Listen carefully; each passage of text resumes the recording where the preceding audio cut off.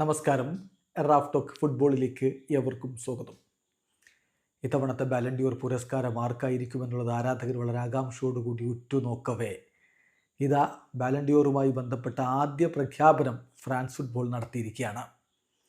ഇത്തവണത്തെ ബാലൻഡിയോർ എന്ന് സമ്മാനിക്കും, ആ പ്രഖ്യാപനമാണ് ആദ്യം അവർ പുറത്തുവിട്ടിരിക്കുന്നത്.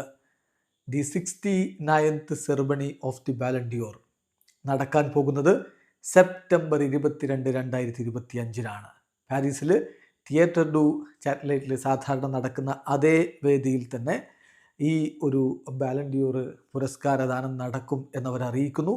ഒഫീഷ്യലായിട്ട് പ്രഖ്യാപനം വരുന്നു. ഇതാണ് സാധാരണ ഇതിൽ ആദ്യം വരിക, എന്നാണിത് കൊടുക്കുക എന്ന് പറയും. അതിനുശേഷം ഇനി പിന്നാലെ ബാക്കി കാര്യങ്ങൾ വരും. അതിൽ എന്നായിരിക്കും ബാലൻഡിയോറിൻ്റെ നോമിനേഷൻ ലിസ്റ്റ് വരിക എന്നുള്ളതാണ് ഇനി അടുത്തായിട്ട് പ്രഖ്യാപിക്കാൻ പോകുന്നത്. പിന്നെ സ്വാഭാവികമായിട്ടും സ്റ്റെപ്പ് നിങ്ങൾക്കറിയാം.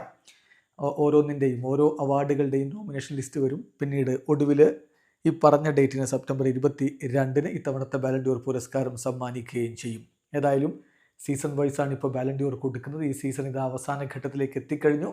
ഇത്തവണ എന്തായാലും ക്ലബ്ബ് വേൾഡ് കപ്പിലെ പ്രകടനം കൂടി ഈ ഒരു ബാലൻഡിയോർ പുരസ്കാരത്തിന് പരിഗണിക്കും. അപ്പോൾ ആർക്കായിരിക്കും അത് ലഭിക്കുക എന്നുള്ള ചോദ്യം തീർച്ചയായിട്ടും നീളുകയാണ്. കാരണം റാഫീഞ്ഞയും ബാക്കി ബാഴ്സലോണയുടെ താരങ്ങളൊന്നും ക്ലബ്ബ് വേൾഡ് കപ്പ് കളിക്കാനില്ലല്ലോ. അപ്പോൾ ഈ ഇക്വേഷൻസ് ഇനിയും മാറി മറിയാൻ സാധ്യതയുണ്ട്. വീഡിയോ അവസാനിക്കുന്നു. ഫുട്ബോൾ ലോകത്ത് കൂടുതൽ വിശേഷങ്ങളുമായി റാഫ് ടോക്സ് വീണ്ടും എത്താം.